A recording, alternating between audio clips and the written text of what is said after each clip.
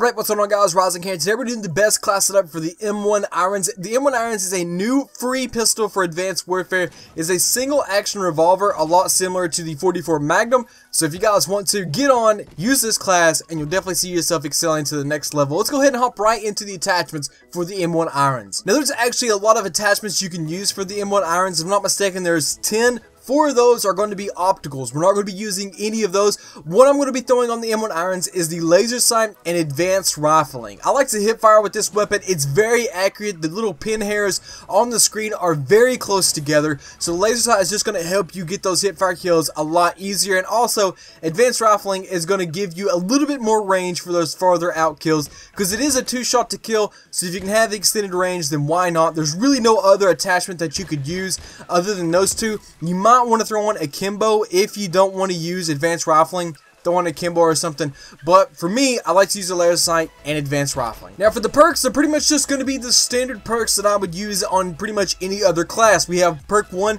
lightweight and low profile. Lightweight is just going to allow you to move a little bit faster. Seeing that it is a pistol, like we said, the range is not going to be the best, so lightweight is going to help us get closer to the enemy while we're running, because lightweight allows us to run faster. Low profile is just to keep me off the minimap. I know we don't have a silencer on the M1 IRONS, but people still get UAVs, and if you're pinging on the UAV, even if you're not shooting, people are going to know exactly where you're at. They're going to pre-fire, get the jump on you, and you're more than likely going to lose the gunfight. For perk 2, we're going to be using blind eye. This is my favorite perk for perk 2. A lot of people like to use peripherals, and a lot of people like to use gung-ho, but for me, it's blind eye. Just use whatever you actually want to, but if you want to use the class that I'm using, throw on blind eye, because I cannot stand dying by somebody sitting in the very back of the map and trying to get a paladin or a warbird and just getting lucky because they were able to get enough kills while sitting in the very back of the map. So that's why I run blind eye. For perk 3, we have toughness and scavenger. You don't have to use scavenger if you can't get on those longer streaks. If you want to get rid of scavenger and throw on blast suppressor,